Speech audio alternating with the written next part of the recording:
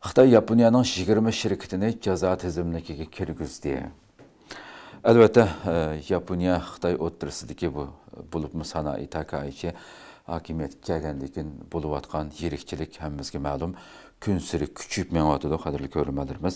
Bu qatim Xitoy albatta ushuqligi bilan har qatim qila oladigan Yaponiyaga sala oladigan har qanday besim bu narsani har qanday bir yuchuq topsa eng kichik bir bahona bilan Yaponiyaga besim qilib kelyotdi. Bu qatim 24-fevral Xitoy Savdo Ministerligi Yaponiyaning 20 shirkatini import-eksportni kuzatish tizimligiga kirgizganligini e'lon qildi.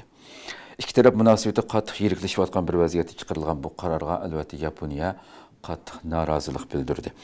Xitoy Savdo Ministerligi e'lon qilgan bayonotda Subaru guruhi qatorliq Yaponiyaning 20 shirkatining harbiy puhraviy qo'sh ishlatishchan mahsulotlarining oxirgi xaridorini oxirgi ishiltish o'rnini tekshirgili bo'lmaydiganligi bu sababli mazkur tizimlikka kirgizilganligi bildirilgan.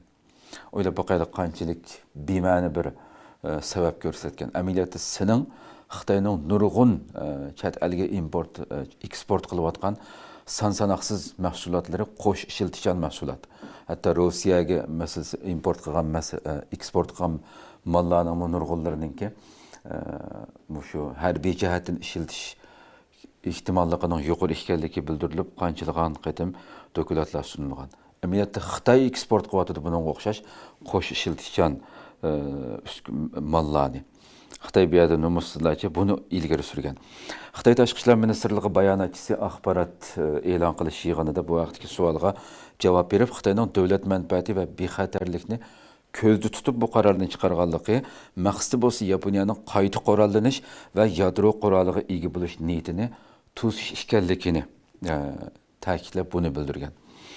Yaponiya ichki kabinet ishxonasining muavin boshlig'i Kei Sato Xitoyning qaroridan afsuslanganligini, buni hargiz qabul qilg'ili bo'lmaydiganligini, Yaponiya tarafining qattiq norozilik bildirganligini bu qarorga va Xitoydan bu qarorni qaytarib olishni talab qilganligini bildirgan Yaponiya. Yaponiya bosh vaziri Sanoat Takaichi vazifaga o'tirgandan buyon Yaponiya Xitoy munosabati davomli yiriklashyapti, albatta hammamizga ma'lum bo'lgandek. Buningki masalasini to'xtaldik ilgari.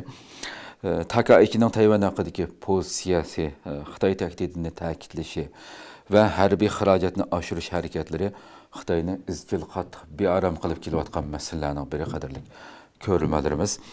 Xitoy Tashqi ishlar ministri Wang Yi bo'lsa, shu Myunxendagi yig'inda ilgari buni albatta kundalik xabarlarimizni sundiq. Tehdit selib Yaponiyaga tehdit sağan şekilde Wang Yi nima degan bu yerda Yaponiya xalqi radikal, o'ngchil, hatto militarizmni qayta tirildirishni o'ylayotgan kuchlar tarafidan majburiy agashtirilmasligi, qaymoqtirilmasligi kerak. Agar Yaponiya bu kon yo'lga qaytishni tanlasa, faqat o'zini halok qiladi deb bildirgan edi Wang Yi. Yaponiya Tashqi ishlar vazirati bo'lsa Xitoyni qattiq ogohlantirib, bu da'volarni paketga uyg'un emas va asossiz deb javob qaytargandi. Ya'ni o'ylab qo'ydi, ya'ni Wang Yining qilgan so'zini qanchalik bema'niligini.